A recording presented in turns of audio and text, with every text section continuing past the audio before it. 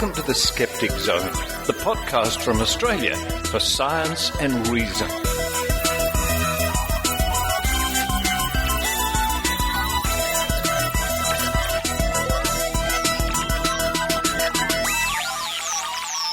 Hello and welcome to the Skeptic Zone, episode number 150. Wow, 150 for the 3rd of September 2011. Richard Saunders here with you from Sydney, Australia. A year ago I was in Atlanta, Georgia at DragonCon, which is on right now, recording episode 100 of the Skeptic Zone, and here we are at 150. So sorry I can't be with you at DragonCon this year, or those people at DragonCon, or listening to this after DragonCon. It's a wonderful experience. I was there for 3 years in a row. Dr. Rachie was there too for a couple of years. Well, it's a very long way to go, but maybe in the future we can head back to DragonCon. Well, what's on with this week's show? We have, kicking off, Dr. Rachie reports with some news about our favourite chiropractor, Nimrod Weiner. Nimrod Weiner, you will recall, was caught out bad-mouthing vaccinations in public lectures. And now, well, he's reaping what he sowed. Following that, Dr. Rachie's back with another TAM9 interview, this time our good friend and investigator, Joe Nickel. Find out why he loves to investigate man monsters and why the term paranormal investigator doesn't really sit well with him. Close behind Joe Nickel's interview, it's Maynard. Our dear friend Maynard's back with a very, very interesting report. Maynard is the only man I know to do a live report from inside a bowel. Yes, there are many jokes there. Oh boy, but I'll let you think of those jokes. An important Maynard report this week, all about your bowel and bowel health, worth listening to. To round off the show, it's the welcome return of Eran Segev with a grain of salt. This time he interviews Leo IgweWitchcraft all the way from Nigeria in Africa. Leo is a dedicated campaigner for the skeptical, scientific, rationalist, humanist point of view in probably one of the hardest places to carry out this sort of work in Africa. He's been attacked, literally attacked, faces all sorts of obstacles, but recently he was in Australia as a guest of Australian Skeptics, and I think you'll find this interview very interesting, and it makes me realise how easy we have it in this country, especially in Australia, when it comes to promoting skepticism as opposed to somebody from Africa. Well, some of you may know that the giant American chain Costco has opened here recently in Sydney. I went along and signed up. I love wandering around those shelves full of American goodies, including, oh yes, my favourite, root beer. So I'm going to run downstairs, have a nice, cold glass of American root beer, and let you enjoy episode 150 of the Skeptic Zone.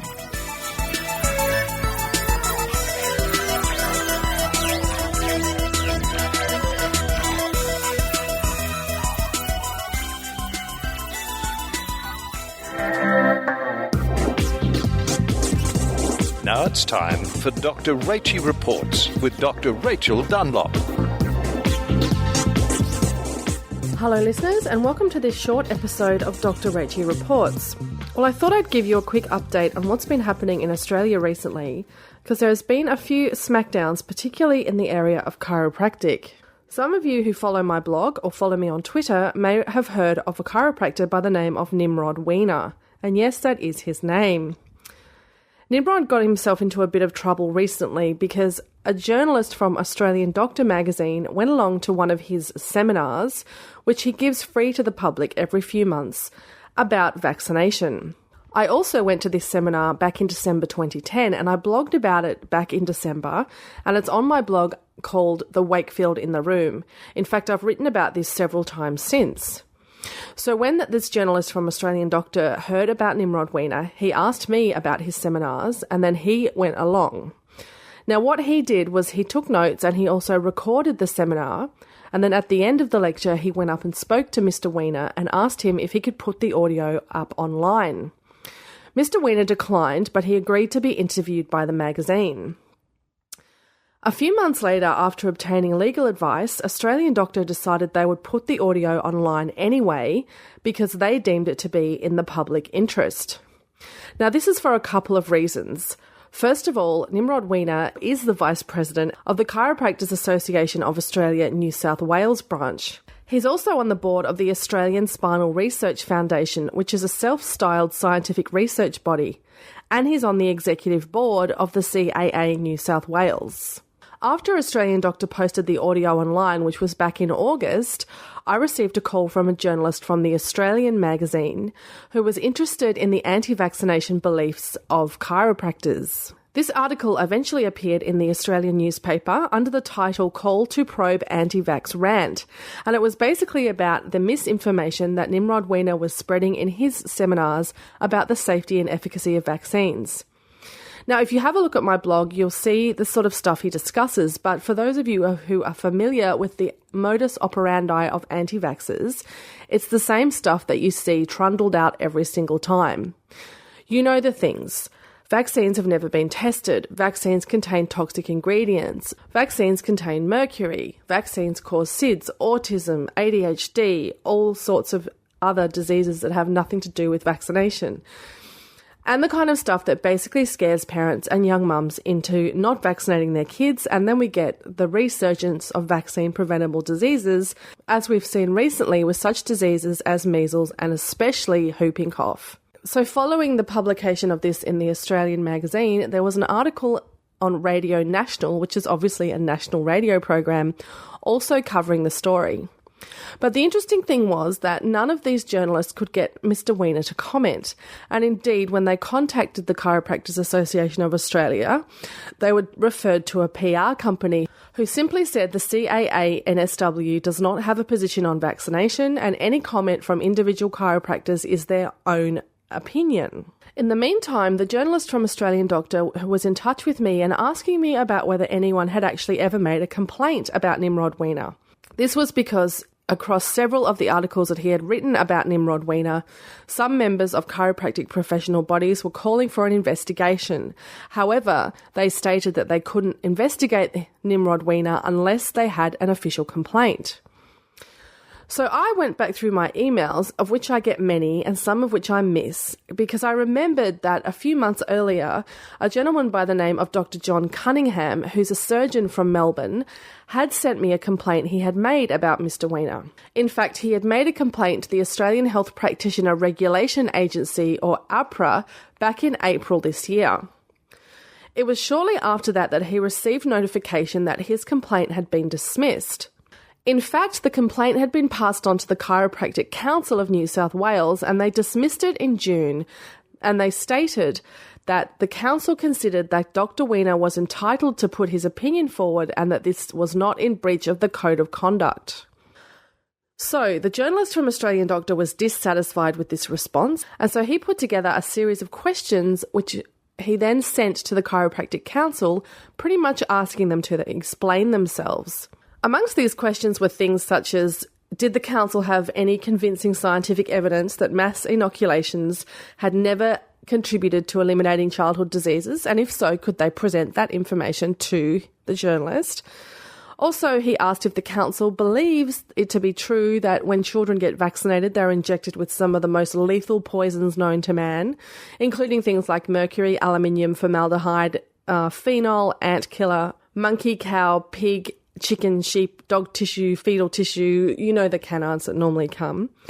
And he asked if they could provide an example of evidence to support these things, along with whether or not the council generally thought many of the statements on Mr. Weiner's website were factual. He published the response he got from the Chiropractic Council of New South Wales this afternoon, and essentially in response to all the questions posed by this journalist, the Chiropractic Council responded with one sentence: That was, quote, "The Chiropractic Council have determined that they will not provide a response to your inquiry." End of response. So this is certainly not the end of this saga. This will certainly be pursued further, but it's very, very interesting that the only response the Chiropractic Council will give is they will not respond. But it's pretty irresponsible for a professional body to simply ignore a complaint from the public when it comes to a chiropractor, someone registered under their own professional body, spreading misinformation about vaccination. So I'll be sure to keep listeners updated about where this story ends up because it's not going to end here. And until next time, this has been Dr. Rachie.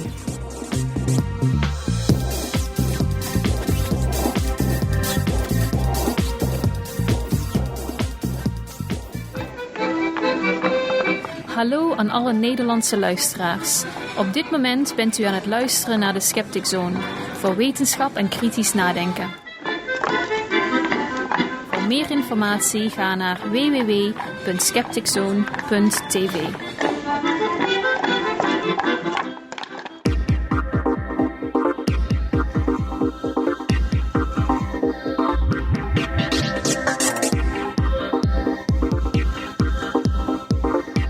Hello listeners, Dr. Rachie here, and this week I present for you another interview from TAM9 Las Vegas.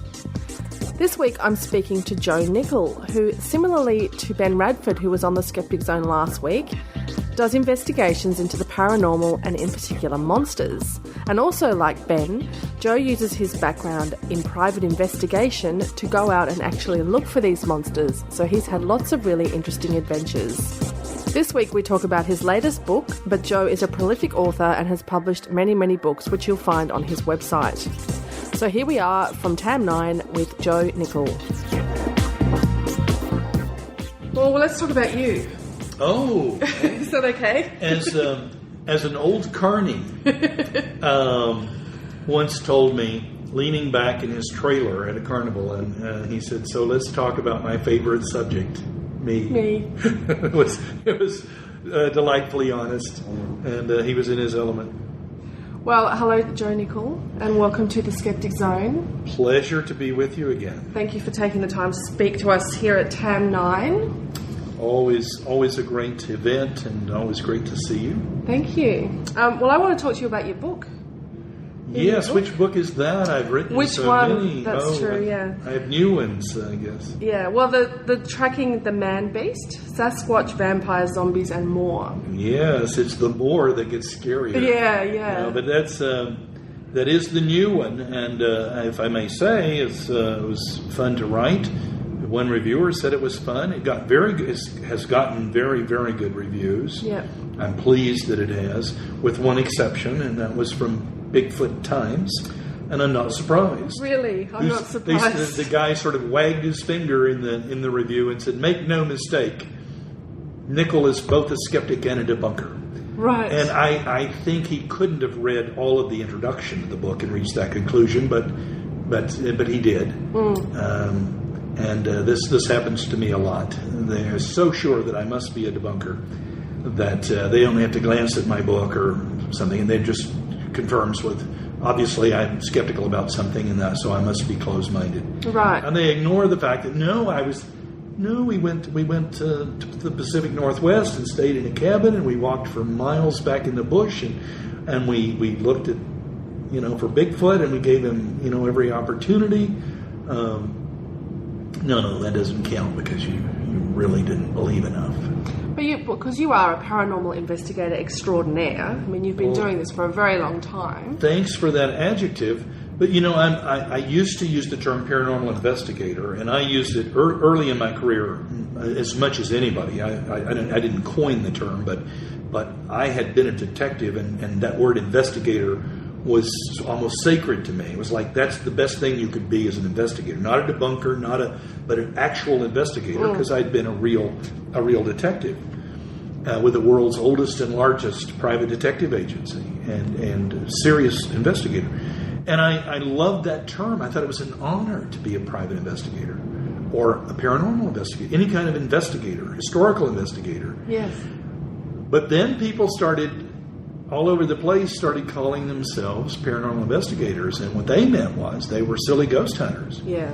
And I became almost ashamed to use that term, because to the average person, when I say I'm a paranormal investigator, they think, often they're happy to hear that. Oh, you go into those haunted houses with the scientific equipment. No, that's not what I do, and that's not investigation. That's mystery mongering and something else, but it's not investigation. That's not what a detective does. Yeah. So, but thank you. If you say I'm a paranormal investigator, what, extraordinaire? Extraordinaire. Well, there you go. I love that. We'll have to use that on a book jacket or something. So, in your new book, Joe, Tracking the Man Beasts, you open up by talking about what is a monster. So, what is a monster? How do you describe a monster? A monster is usually something awesome, something either in size or fearfulness that's awesome, and usually some aspect of fearfulness. So boogeymen are typically monsters. Anything that's different from the normal with humans.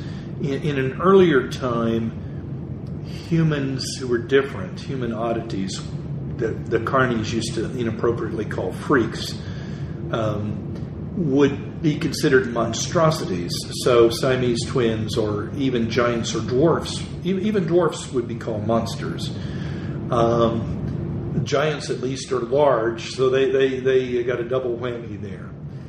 But anything like that, on the one hand, I use the term monster, and man-beast is a type of monster in the book, typically. Anything, including such people as Jack the Ripper or Jeffrey Dahmer. I don't spend time on it, but I mention them. They're not paranormal claimants, but they're certainly, we would call them monsters. They're people who act in a monstrous way, in an evil way. And I use the term man-beast to mean anything, and I use the term as broadly as I can. I'm trying to be as inclusive in this book as I can be, not real narrow and real specific. So anything from a human monstrosity to some kind of human hybrid, like a merman or mermaid, half man, half whatever, sphinx, centaur,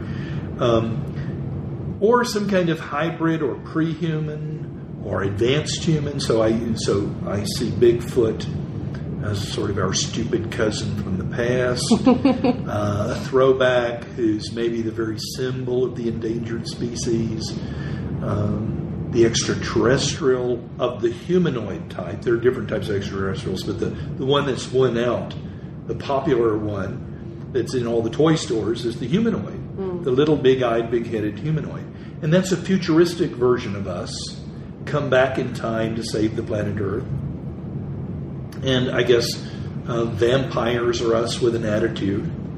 So all these kinds of human-like beings that in some ways fit some definition of monster, so I call man-beasts, and I round them up. Yeah. I track them down and lasso them and haul them into my book, and I had a great time doing all that. Well, you do, and I mean, you actually go and investigate them. I mean, you do cover the Yowie in part of your book, which Australian listeners would know well, but perhaps our international listeners aren't so familiar with. The Yowie is Australia's version of Bigfoot, basically. There are different ones around the world. In China, they have the Eran. These hairy man-beasts are very common around the world, which believers say, therefore, they must be real, because how could all these countries have them if they weren't? But in fact, from an evolutionary sense, these are all unlikely, and we can understand how they might have developed independently, or even developed rather late and cross-pollinated. I think the American Sasquatch is influenced heavily by the Himalayan Yeti. In the 50s, in the men's magazines, there were all these abominable snowman stories, and our Bigfoot began to take on some of those features. So these are all cultural. They're cultural aspects that make it interesting, and there's also this the idea, which I explore a lot in the book, of mythology, true mythologies. We're watching these myths actually develop in our time. We think, the average person thinks of myth, the ancient Greeks and Romans had these mythical beings. We don't have that anymore. No, we do. We have Bigfoot and E.T. Absolutely we do. And they're super, I define them pretty much as supernormal beings interacting with humans in ways that are cosmically important. Right. And that's Bigfoot, that's E.T. They have messages for the planet Earth. They're important. And that's going on right now. We can watch that. That's fascinating. Yeah. And worth the effort of an humble investigator like myself. Maybe I'm not going to find Bigfoot, but I find a Bigfoot phenomenon. It's very real. And it's important to us. It's important to study. It tells us about ourselves. So can you tell us about any of the sightings of the Yowie? What have people seen and what do they describe? Because we also have a bunyip in Australia, and I think that's a similar species. I don't know if it's different or not. The Yowie is a hairy man beast. You'll see reports come a lot from the Blue Mountains. And I went out on a day's excursion. Obviously, that's not enough. It's not much more maybe than a photo op. But I did enjoy being out in that wonderful, scenic, remote region and talking to some people, parks people and others, about what they thought. I ran into lots of skeptics. But it's a hairy man-like creature. It has the same basic kinds of evidence as the American Bigfoot. That is, there are tracks, there are sightings, and so forth. Everything except what we really, really need. Right, like DNA or a corpse or something. So it's very popular. And it has these interesting cultural aspects. For example, I was able to buy, while I was in Australia, I was able to buy some Yowie candies made by Cadbury. Yes, and these are little, they don't look at anything like the real, quote-unquote, real Yowie, but they're a sort of cartoon, affectionate little being. And the Americans do that as well with Bigfoot. These creatures... I studied in tracking the man beast. I actually tracked Bigfoot kind of from way back in American history and over the years to show how it was changing and morphing and developing and evolving and so forth, which is where it gets really interesting, because we're not seeing just one kind of report and then it never changes, which might be that there is something there, people say. But we're seeing it start out as a kind of monster, kind of an awesome creature you better be careful of, maybe a terrible, dangerous being, but eventually it becomes affectionate and becomes rather cuddly and friendly and the subject of cartoons. And chocolate. And chocolate. Exactly. Yeah. The chocolate.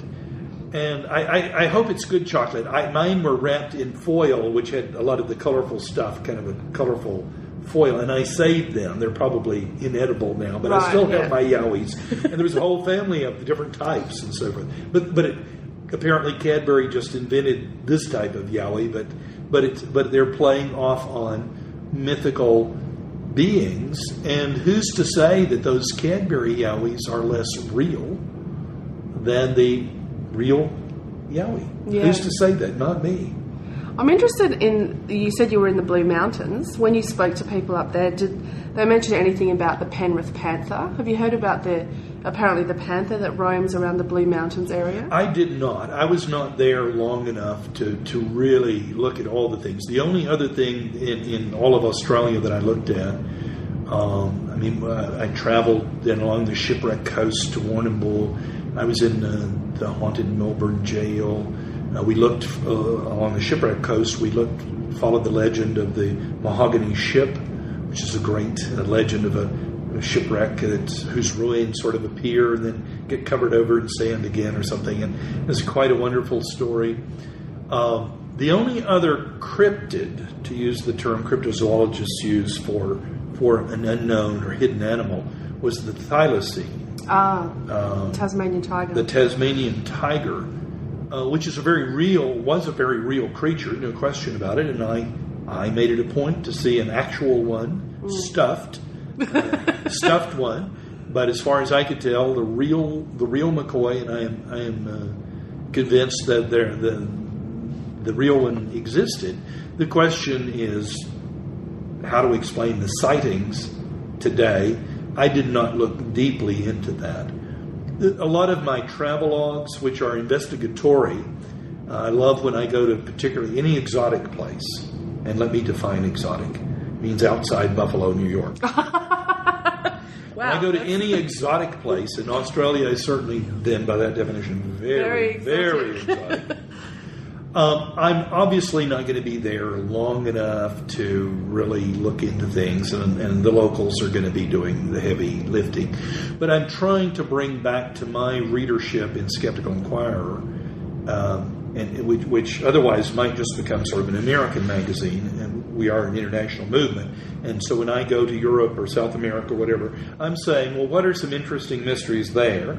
I will do some investigation to try to give you a first look from on the scene. Sometimes I do really score well on one of my trips. When I was in South America, looking at the Ica stones, others had written about the Ica stones, and they were very good and very skeptical, but they had done it from their computer terminals. I, on the other hand, was actually in the little village. I had to pay some money to get them to open up on Sunday for me, and I got in with a magnifier, and I got to actually examine the Ica stones.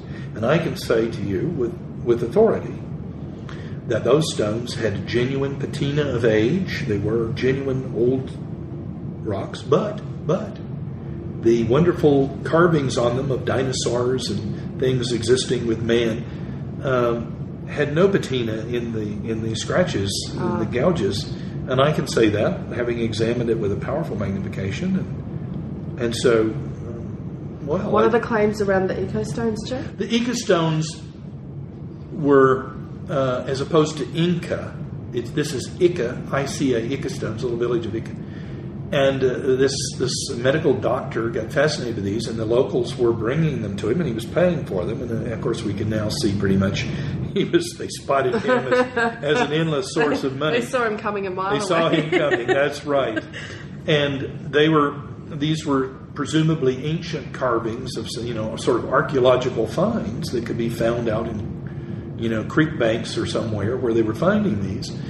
And they showed things like the ancient civilizations having contact with, riding on the backs of dinosaurs or using telescopes or that sort of thing. Fantastic stuff. And quite a little literature about it. And it's been much written about. And I don't fault other skeptics for not all of us can all the time go somewhere. But I was able on a bus trip all the way down to see the giant Nazca lines, and hired a pilot to fly me over the Nazca lines, and I've done some original work on those, showing how they might have been made and reproducing giant Nazca figures. But I'm looking to see, well, I could stop off in Ica. Yeah. And the next morning was a Sunday, and the nice hotel man called, and they said, no, we're not open. And I said, sort of a classic line, not at any price. What if I gave you 100 of whatever your local currency is or something? And, oh, well, yes, the arrangements could be made. And they had no idea. And, of course, I'm always respectful and interested. I don't have to feign the interest, really. And we're all having a good time. But I'm privately noting, these are modern fakes, aren't they? Yeah. And then I went and bought an Ica stone at a shop, pulled it out from under the counter like it was contraband. Yeah. Because the antiquities department frowns on selling real antiquities. So I asked the guy, I said, now is this a real Ica stone? And he gave me one of those looks that said, oh, who knows, rolling his eyes. So I bought it. I have a real Ica stone in my office. So another one of the investigations you did, which is in your book as well, is the loup-garou. Now that's a French legend. Is that how you pronounce it, loup-garou? Yes, the loup-garou. And that's it's a human? The French werewolf. Yes, yeah. I do a sort of a funny thing in the book. It may look a little too scholarly in the book to be quite ha, but I sort of treat it this way. I say that the French werewolf, the loup-garou, and I'm speaking tongue-in-cheek when I say this, apparently when French explorers came to the Americas, this werewolf creature hid away on board. Because soon, wherever the French settled, there was this boogeyman. Wow. And they settled in an area of Canada that was known in the olden days as Acadia, an area known, it would be today's part of the Maritime provinces. It was called Acadia. They were ousted by the British during a conflict, and many of them were sent down to Louisiana. The word Acadia and Acadian got corrupted to Cajun. And so the New Orleans and Louisiana Cajuns, and we all know Cajun food and Cajun song, it's a wonderful cultural thing. Don't you know, somehow, the loup-garou stowed away on board the wagons or something and got taken down there. Well, I'm saying all this tongue-in-cheek. In other words, what's happening is that people are bringing their cultural myths with them, and they're showing up wherever the French settled. We have their creature. And I think that's just very, very important to realize. So that's what I mean by tracking the man-beasts. I'm often trying to follow them either in history or in culture some way, geographically. But I am on their trail. I may suspect they're not real, but they're very real to the people who are traveling, and I want to know why that's important to them. What is it about that creature? And of course, it's largely a kind of boogeyman, and functions in a sort of boogeyman way to sort of frighten the children into not going out into dangerous areas the loup-garou will get you if you don't eat your dinner and that sort of thing. Sort of boogeyman serves some certain cultural functions that are useful. But back in France, there were creatures like the beast of Gévaudan that were wolf-like or thought to be sort of super large wolves or werewolves. And we now realize that some of these were probably real wolf killings, and probably not one wolf, probably multiple wolves. Sometimes during an outbreak there would be 100 wolves killed. I tracked one such story. These were elsewhere in Europe. I tracked one in Austria, and I was able to go to the Muschum Castle in Austria. I had a guide, Martin Mahner from the German Skeptics, was taking me about. Something I'm lucky to have. Everywhere I go, I'm able to get assistance of local skeptics. It's a wonderful, wonderful perk of the movement. So this Muschum Castle had a torture chamber. This gets a little gruesome. It was creepy. You could see where these two young men had been tortured into confessing that this wolf outbreak, killing livestock, was them as werewolves. They confessed to this, and they were sentenced as galley slaves. That is pretty much a death sentence. You're just chained to the boat till you drop dead from exhaustion or something. And so that's the bad side of the man-beasts. But there are plenty of stories in the book, and I hope people will have fun with it. Well, there's just one more I want to discuss before we finish up, Joe, and that's the Flatwoods Monster, which you did an investigation of, but the people that described it or saw it described it as a sort of green light and almost like a UFO sort of alien type being. Not really. No, the story began around 1950, 51. I forget the exact date. But some boys playing on a ball field saw a UFO. We now know what they saw was a meteor. It was seen. Astronomers saw it tracked over 3 states. So, but they thought it was UFO, and it appeared to land just up on the hillside. Meteors often do that. They just go out of sight, far away, but it looks like they were up really close. And they ran up, and they got another couple of boys and a mother who was a beautician and the family dog and this unlikely group, all scared that there was some extraterrestrial something, and they had a flashlight and they shined it back in the woods. And they later they talked more about a green monster, but that was really a newspaper kind of exaggeration. It wasn't that much about the greenness of it. What they saw was that its eyes shone brightly. It's just what we call eye shine. They described a creature that glided at them. It had, quote unquote, terrible claws, made a high-pitched hissing sound, and so on. I have identified that creature as almost certainly being the common West Virginia barn owl, perched on a limb, and the green part was probably just bushes underneath, and they saw it because it was up on a limb. It looked like it's a very tall creature. It had these shining eyes. One of the clues is the eye shine, that it could glide, the terrible claws, and when I first heard the cry of a barn owl making that sound, that's very clear. So if it looks like a barn owl and acts like a barn owl and hisses like a barn owl, maybe it's a barn owl. The only thing is that they were not clear what they saw, and some of their description is a little exaggerated and so forth. I'm confident that that's what they saw, and I think the evidence shows that that's the best hypothesis.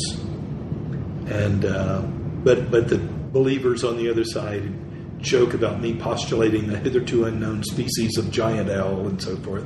Well, let them have their fun, but I think we know what the Flatwoods Monster was. Well, and Mothman, after that, another West Virginia creature, and I first said that it was another barn owl.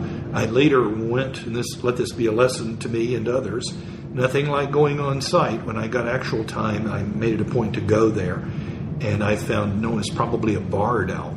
The crimson red eye shine was the barred owl. It's bigger than the barn owl, and they're all over that place, which is a wildlife preserve.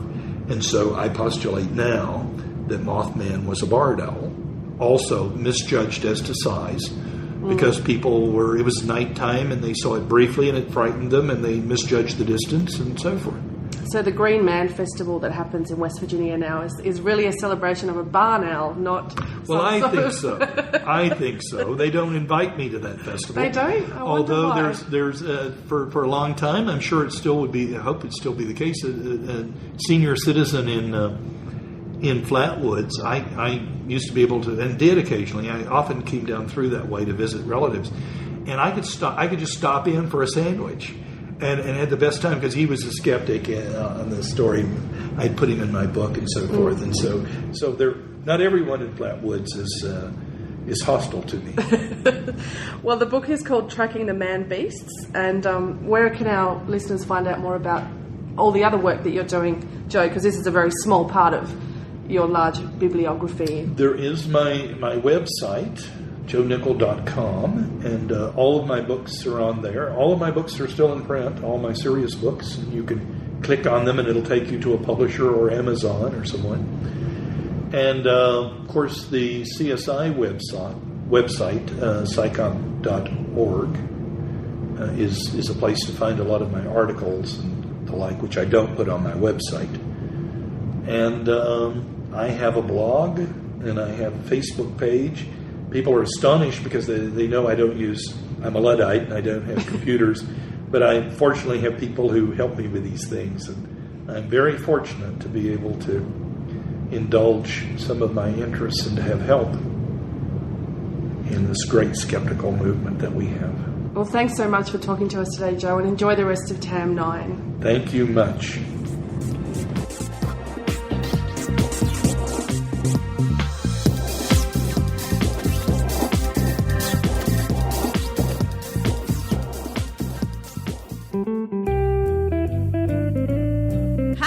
This is Carrie Poppy. I'm Ross Blotcher. Oh, hey, Ross. Hey, We're from a podcast called Oh No, Ross and Carrie. We find out what happens when you show up and ask questions. We've hung out with the Kabbalists. The Mormons. We've gone and gotten ear candles. Gone to the Sikhs. We show up so you don't have to. So find out where we're going next. We'll even have special episodes where we have famous guests like Brian Dalton from Mr. Deity. You heard that awesome theme music? He wrote that. You should come visit us at onopodcast.com or facebook.com/onrack. What the hell's OnRack, Ross? ONRAC. Oh no, Ross and Carrie. That's our show. That's so smart. Come join us. Here's Maynard's spooky action at a distance. Well, I'm standing outside a large inflatable colon here at the Mater Hospital with Tracy. Hi, Tracy. How are you? Good, thank you, Maynard. Now, this is the Big Lebowski, I believe it's known as. It's more than big. It's huge. It's 6.7 metres long by 3.2 metres wide. So is that the full length of a bowel, or is it a semicolon? It's a semicolon. Right, okay. Well, now we're walking into it here. Now, that the noise you can hear is that it's continually pressurised. It's like a big bowel-shaped jumping castle. It's not really a jumping castle. It's more an educational tool. Oh, okay. Well, it is inflated. You could sort of inflated. Yeah. And now, do you get problems with little kids running through here wanting to muck around? No, not so far. But don't you encourage them, Maynard? No, I wouldn't dare. Now, I believe the beginning section we're going through it in a storytelling. It's the story of the intestine, lower intestine. It is, yeah. And we're looking at some lovely red normal bowel here, and this is what a normal bowel should look like. Mm-hmm. And as we move through, they've got various versions here. Now, there's a few tour groups in front of us. Now, have you had busloads of people coming to see the big bowel here at the Mater? No, but busloads are welcome. Now, unfortunately, you were not able to get it for Bowel Cancer Awareness Week because it was a very popular bowel. Is this the only inflatable bowel in the country? It is, I believe. Because this one is actually going to Western Australia in 2 weeks' time. Wow. Yes. A cross-continental colon. Yes. Wow. So someone like in my age group, a male in their late 40s, am I more likely to keel over from a heart attack, get this sort of cancer, or get killed in a car accident? To develop bowel cancer. Dying from bowel cancer is more common than dying in a car accident. But if caught early, it's highly curable. Yeah. Now, as I said, there's a tour group, and you wouldn't think that you'd have to wait inside a bowel, but you've got to sort of hold it. And we're waving to people outside the bowel. And now, what do you think of the big bowel here at the Mater? Oh, it's great. It's wonderful. It's pretty impressive. Do you know that this is the only one in Australia, and they're sending it to Western Australia? Oh, wow. That's great. It's very spongy. See, you're impressing the public at every turn with this. Okay, now we've seen the normal bowel, which is kind of nice, and I'm glad this isn't in Smellorama either, by the way. Now we're looking at colitis here. Now, this can be a relatively minor condition, can't it? It can be minor, but it's still debilitating. It can cause people a lot of pain, bleeding, and also it can increase their chances of developing bowel cancer. What are these bits of? What are these on the wall? I'm playing with. What are they? These are pockets of bowel that have protruded through the bowel. So they're bits of bowel that have protruded out. Right. Now, is that something that should be corrected with surgery, or can we take a certain amount of that? Sometimes people with chronic colitis, they do have to have surgery because it does cause major symptoms. So, yes, some people do require hemicolectomies because of this disease. Okay. There's even more people in here right now. I'd say the bowel is probably at full occupancy, about a dozen people. We'll just have to wait a moment. Well, we've just moved past the colitis and we're into the middle of the bowel here. And it's interesting. I hear a few older people can come along and they can talk about bowel health all day, can't they? There's some people that they just love talking about it. Absolutely. The older generation definitely are more open to talking about it. Do you think they should maybe get out more? No. You're cheeky, Maynard. And look, I've had conversations with older people, and the first thing they'll tell you about when you meet them is all about their bowel problems and their surgery problems and that kind of thing. And do you think that's a healthy thing? An obsession with your body like that? I have found some older people that, yes, are very focused on their health, and that's because as we age, we are prone to develop more disorders. And I guess so far I've been lucky, and probably you have too. See, I haven't been tested yet because my dad's been pestering me, and for me, this is something you do after 50. No, definitely not. where in the last 4 years we've seen an increase in people aged between 20 and 4, a 67% increase in people developing bowel cancer. We're seeing so many more young people come through the Calvary Mater Hospital requiring chemotherapy and radiotherapy. So really from the age of 40 we should be screened every 2 years. And I'm disgusted in you, Maynard, that you haven't been screened. And I'll be watching you buy your bowel kit today from Rotary for $6. Right, now, of course, all the money goes to Rotary, does it? It does. There's no money to be made. That includes the testing. HAPS, I believe, do that free of charge. But statistically, the more tests you have, the more things are going to be found wrong with you. That's true. We do pick up things coincidentally because GPs are very thorough and do tests unnecessarily. And then you have to go along and get the tube put up your bum and you get inflated and you've got to poo. See, the actual test itself isn't too bad. It's the 3 days of diarrhea beforehand before you go for the test that I really don't know if I've got time for. Because you can't make any plans. You're not going anywhere when you're drinking that stuff before you go for a bowel test. Well, Maynard, you only drink that stuff the day before. I have experienced firsthand a colonoscopy. I was sedated. I felt no pain. I felt no embarrassment. I did have some bleeding and I was concerned. And I was lucky that I had an internal hemorrhoid that I'd had no idea about. So for peace of mind, it was really worth the effort. And it was 1 day only of bowel prep. Well, I'll tell you what, being in the middle of this inflatable bowel and seeing all the things that can go wrong, it's fairly frightening. Now, polyps. Now, would this be the most common form of of disease people could have inside them? Because, again, these can be a fairly minor thing at first. I wouldn't say it's the most common. I'd say probably diverticulitis, irritable bowel. But polyps, 90% of cancers are formed from polyps. Not all polyps become cancerous. So if they're caught early, definitely it can prevent a bowel cancer. Oh, okay. Wow, the polyps are... Look, they go... Yeah, so they're nasty little buggers, these ones. Nasty buggers here. Now we have the actual... This is the big one here, which is colon cancer in its beginning form. Is this it here? Now, yes. Now it's slightly bigger than a polyp. It is. It's just starting to develop into a cancer here. So this is early stage bowel cancer. This is a little bit more advanced. But if caught at the early stage, Maynard, it's still highly curable. Right, because you can remove sections of the bowel. Yes, definitely. And also at this point, a person wouldn't require any chemotherapy. But when it becomes more advanced... Which we have on the other side here. This is a massive advanced colon cancer. Oh, wow. Now, are you going to die from this? It all depends how advanced it is. If it's just localised to the bowel and it's gone through the bowel wall and it hasn't progressed to lymph nodes or any distant organs, then it's still curable. However, your chances of surviving are less. Right. So the idea is to catch it earlier. Right. Well, look, this is a very uplifting program you've got here, but I've got to say, I'm leaving the inflatable colon incredibly depressed. Why is that, Maynard?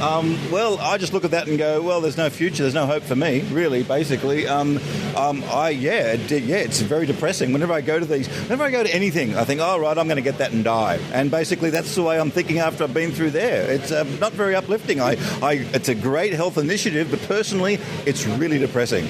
Well, Maynard, there's doctors around. We can get you a script for Valium.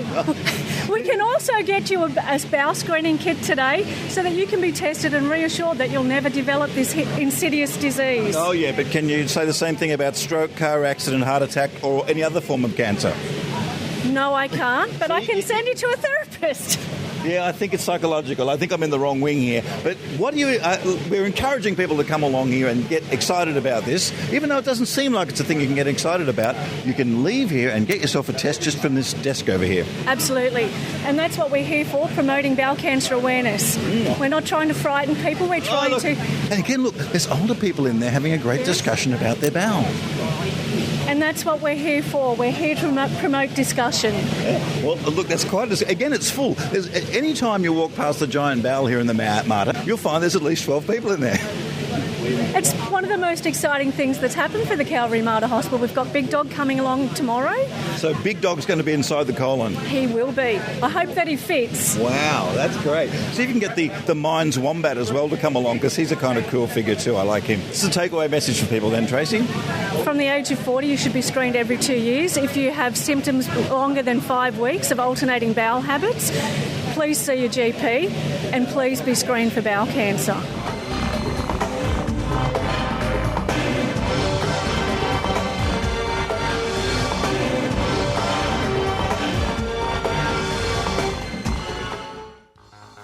Hey guys, this is Jay from the Skeptic's Guide to the Universe, and whoa, hold on, whoa!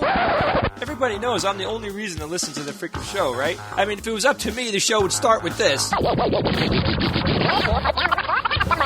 Yeah, boy! Well, Rebecca would hate that, probably, but, I mean, I'd rock that.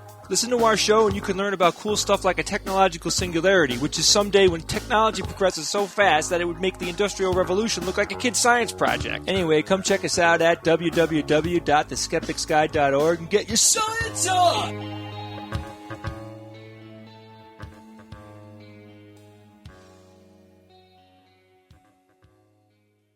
Grain of salt, grain of salt, grain of salt. Let's all take this with a grain of salt. Here's Eran Segev. Grain of salt now, grain of salt, you gotta take it with a... I'm here with Leo IgweWitchcraft, who's the guest of Australian Skeptics and National Science Week in Australia. We are here perched in Sugarloaf Reserve in Sydney, about 70 metres above the water. And we're sitting here waiting for the birds to start coming home to roost, because it's quite a display of feathers when they do. So we thought we might use the time to have a bit of a chat about Leo's activities in Africa. So first of all, welcome to Australia and welcome to Sydney. Thank you so much. Now, Leo, you are the representative of the International Humanist and Ethical Union. In Africa. You're actually employed by the union. Yes. And can you tell me a little bit about the activities of the union? Well, the union is a global organization. It has member groups, virtually in all the continents. And it has also individual supporters. And the member groups, they include skeptic, humanist, rationalist, atheist, and free thought groups. So I just came back from the Oslo Congress of IHEU.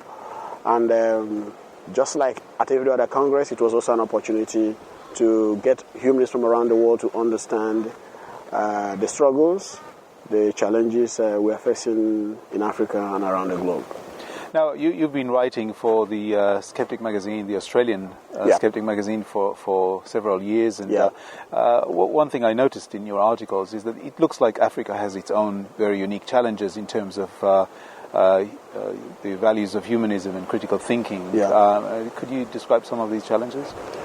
Well, the challenges are enormous, and I would like to give it some kind of I would like to put it in a historical context, in the sense that Africa has this history of colonialism, and so for a very long time, Africans, we are blaming, and are still blaming their problems on colonialism. Each time there's a challenge, political, social challenge, they try to say, oh, it was the colonialists that created the problems and all that. So, of course, most African countries, virtually all of them now, they have their independence. And we found out that Africa is not even better off. So we're looking at a situation whereby Africa is a continent where there's a whole lot of blind faith, superstition, dogma, and superstition-based practices. And incidentally, some of these practices were addressed by the colonial authorities. They introduced legislations like what we call the Witchcraft Act, which is a legislation to combat witchcraft accusations. And is that just in Nigeria or in Nigeria countries? In other countries? Yes. In many, for instance, in many former colonies of Britain, they had that Witchcraft Act, and after independence, these countries adopted, these legislations as part of their national legislations. Okay. But being that these legislations were not originally African, in other words, they were not instituted by Africans, many of these countries are not enforcing this legislation. So we have laws against witchcraft accusation, but incidentally, witchcraft accusation is very rampant, and people who perpetrate such crimes, they go unpunished. So this is just one out of so many superstitious practices in Africa that have been thriving and have been making it impossible or sometimes difficult to establish vibrant, vigorous, humanist or skeptical movement. Yeah. And do you think, how much of it do you think is to do with poverty and with low level of education? Yeah. There are poor people everywhere. Even here in Australia, you have poor people. There are some people who are poor. So it does not mean that because you are poor, then you have to be superstitious or you have to be gullible. Yes, poverty is a factor, but there are other factors. Low standard of education, yes, is also another factor. But I rather think that it is lack of political will on the part of Africans to tackle these problems. Today, we are not living in isolation. Africa is not living in isolation. We have lessons to learn from other continents. For instance, the problem of witch hunt, Europe had it. They addressed it and they have moved on. And what is happening in Africa today, in terms of witch hunt, was what happened in Europe, let's say 400 years ago. So it means that Africans have learned nothing from the lessons of Europe. And we need to do that so that we don't repeat the mistakes of other people, of other countries, of other continents. So what I'm saying is this. It's not just all about poverty. There are poor people in Asia. There are poor people in America. There are poor people in Europe. It's not even all about low standard of education. It's all about lack of political will. It's all about the fact that, Africans are so reluctant to learning from the lessons of other countries, other nations, other races, and use these lessons to enlighten the continent, pull the continent up, pull the continent out of these doldrums of stagnation, wrath, and decadence. So, as you mentioned, you've been traveling. You've come here from Oslo. Yeah. You've mentioned when we had a chat earlier that you actually travel quite a lot throughout Africa. Can you describe some of your travels throughout Africa? Well, I've been to, I think, over 13 African countries, trying to establish humanist, skeptic, rationalist group, trying to promote the campaign for reason, science, critical thinking, and lobbying the government, and promoting human rights, campaigning against human rights abuses, particularly those abuses that are committed in the name of superstition, tradition, or culture. Now, my experience is sometimes it's not very encouraging because people somehow are deeply superstitious and sometimes they are very hostile to messages that are opposed to what they are used to in terms of tradition, in terms of cultural practices. But I know that we are making some progress. We are recording some success in some countries. Like in Malawi, today we have a vibrant humanist and skeptic group. And we have activists that are working to combat what we have in the country as state-sponsored witch hunt.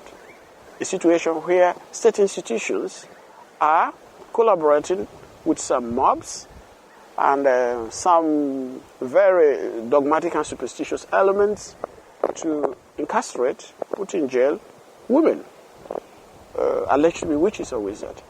Also, in Uganda, we have been able to establish some schools. The quality of education is a factor. We have made a lot of inroads, in Kenya, in Ghana, in Senegal, Zambia, South Africa, and in other countries. We have activists or we have some upcoming groups. So I think that even though we have a lot of problems, yes, we have a lot of challenges, and the progress we have made is reversible at this point. But I think that today we are better off, and we hope that the progress we have made in these countries will continue. Now, you've had your own quite difficult experiences that have to do with witch hunts and their results, and by trying to protect people, you've suffered personal consequences. Can you tell us about that? That was early this year. I was arrested by the police and beaten up by the police, and because because of one thing, they got to know that I was involved in addressing this problem. Another aspect is that we face serious challenges from pastors and churches. Many churches are springing up in Africa, in Nigeria, and many of them try to be relevant by blaming the problems Africans are facing on witchcraft. And of course, when I try to tell the people that, look, these are lies, our problems are not as a result of witchcraft. The pastors are deceiving you, they're extorting money from you, they're exploiting you. The churches are not happy. So they feel that, number one, you are really undermining their market, and they feel threatened. So they have been very hostile. In 2009, they invaded a conference we organized in the Calabar, South Nigeria, and they beat me up and caused a lot of problems. Because they said that our message was undermining their right to believe in witchcraft and all that. So we have this hostility coming up, not just from the politicians, but also from church groups. But I know very well that a very important campaign like this, cannot just be executed without having some obstacles here and there. So for me, I see them as challenges, but I hope that at the end of the day, we will overcome, and I will succeed in making witch hunt history in Nigeria, in Africa, and in other parts of the world. I think we might have to take a bit of a break because it's getting a little bit dark and very windy. I'm sure the listeners can hear the wind in the microphones. Okay. So I think what we might do is the birds. We can see some cockatoos. Okay, coming in. They're a bit further away. Okay. Maybe we'll take a bit of a break and look at the birds a little bit, and then we'll go to a place where there's no wind, and we'll continue this conversation. Okay, thank you. Yep. Okay, so we've moved away from the wind. We're sitting in the car here, a little bit warmer. You're not used to August being so cold, are you? No, because I come from a background where it rains a lot, but it doesn't get as cold, Yeah. Yes. Okay. So so going back to the things that we discussed earlier. So you discussed the situations that you've encountered where you were beaten up and all that. Yeah. But your father was attacked as well, wasn't he? Yes. My father was attacked in that because of the fact that sometimes when people want to attack you, they can't reach you. They will reach somebody related to you. All these are efforts to break your back. All these are efforts to demoralize you and make you feel that if we can't get you, we can get somebody close to you. So that's always, it was just a mere criminal operation, and all that. So my father was attacked and he had a evisceration because they hit him with a stone in one of the eyes and he bled from it, and we had to remove the eye. So that's just it. Even my mother was also attacked, but she wasn't wounded. Because they fired gunshots and she fainted and all that. So that's part of the. And you had to move your parents away. Yes, you had to move them away from where they live. Yes, I moved them away. In fact, right now I'm staying with my father, and my mother is staying in the U.S. with my sister, just to make sure that we move them from that area because they are very vulnerable, and people could easily use that to maybe send some message across to me and all that. So we have moved them away from. Yeah, I think it kind of puts things in perspective regarding the kind of risks that, or the kind of dedication that you require to be an activist in different places. Because obviously, we face all kinds of challenges here in Australia as well. But I don't think any one of us ever feels that there's a risk of personal injury. Yeah. The fact there is that there are people who have vested interest in the way things are, the injustices, the witch hunting, witchcraft accusation, corrupt system. There are people who have, and who have vested interest in the system as it is now. So, and when you come out, you want some kind of change where people have vested interest in stagnation. You want some kind of justice in a situation where people are benefiting from injustice. You want no corruption in a situation where corruption is generating income for some people. You're definitely going to face some risk. You're going to face some dangers and all that. So that's the kind of situation where we find ourselves, and but it doesn't stop us from calling for a just society, because a just society is a just society for everybody, not just for some. A corruption-free society is a corruption-free society for everybody, not just for some. And a society where people, are treated justly. For instance, people are not sent to jail because somebody called them witches or wizard. Is a decent society, is an enlightened society, not just for me, not just for my family, but for everybody. So that is what gives me encouragement, because I know very well that what we're striving, to achieve is something that eventually will benefit everybody. And I noticed that you, on the one hand, you're quite focused on witch hunt as a major issue. Yeah. On the other hand, you've mentioned several times issues that do not traditionally have anything to do with the skeptical movement or with the humanists or with the critical thinking, you might say. Yeah. Things like justice and fighting corruption.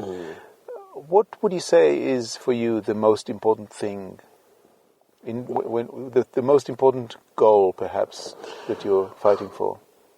My goal is to have a society where decisions, policies are informed by reason, science, critical thinking, and human rights. Yes, that's my goal. In other words, policies informed by unreason, by irrational beliefs, by dogmatic beliefs should not be allowed. They should be fought. People should campaign against them. So that is my goal. So why I mention all this, witch hunting is just one out of so many other issues. So a situation whereby we have a society where values of reason, science, and critical thinking govern, guide politicians, people. They are what we use. Should I call them benchmarks, or what we use to measure, determine the decisions we take for ourselves and for generations yet unbound. So that is my goal. So all these issues are coming in as a result of the fact that there are issues where I have a problem in terms of the fact that they were not informed or they are not informed. Reason is suspended, science, critical thinking is suspended, and of course people are suffering again. Because right now we have in Africa a situation where people are suffering when they should not. People are dying when they should not. Now, let me tell you this experience. When I was 10, my father was beaten to a coma. They almost killed him. What happened? There was some speculation that two of my cousins wanted to use my mother for ritual sacrifice. Now, my father got to know about it and went and confronted the brother.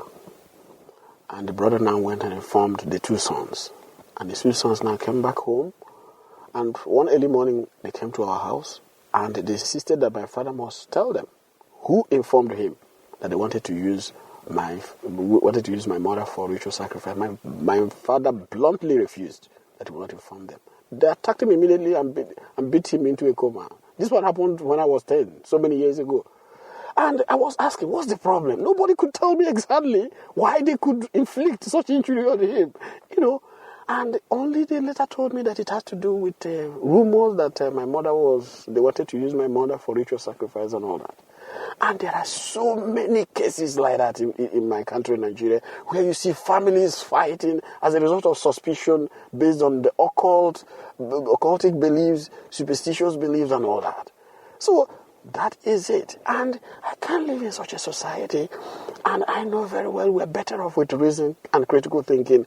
And I will not even add my voice. I will not support. I will not have a campaign. Whether it succeeds ultimately or not is not my. But I know that this is a campaign that is important for my people. So that they should not be dying needlessly. They should not be suffering needlessly when they can benefit a lot by thinking rationally, by thinking critically, by thinking scientifically. Yeah. Thank you very much, and I hope you enjoy your stay in Australia. Yeah, thank you so much. It's been my pleasure. Grain of salt, you gotta take it with a...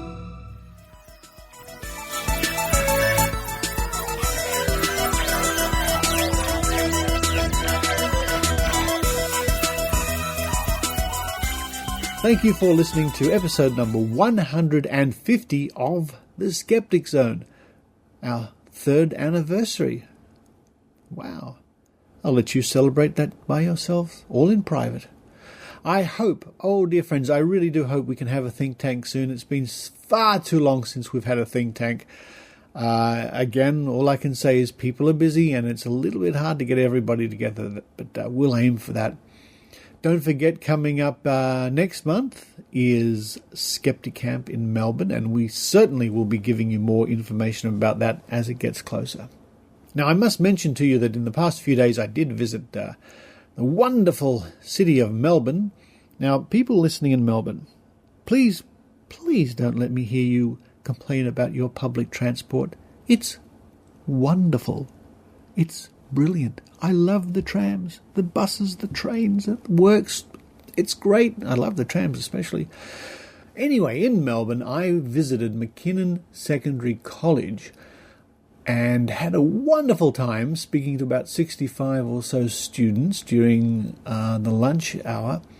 I was there as the guest of teacher Adam van Langenberg, and what a wonderful time I had, folks. It was really fantastic to talk to the kids. They had really interesting questions for me.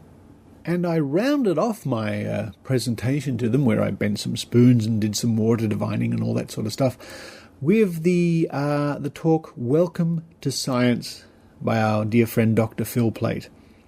If you haven't read it, please Google Welcome to Science, Phil Plait, and it's a wonderful piece to read to students. Thank you, Adam, for having me at your school. Thank you, students, and thank you, Dr. Phil Plait, for writing such wonderful words for me and others to use. But for now, and until episode number 151, this is Richard Saunders signing off from Sydney, Australia. You've been listening to The Skeptic Zone. Visit our website at www.skepticzone.tv for comments, contacts, and extra video reports.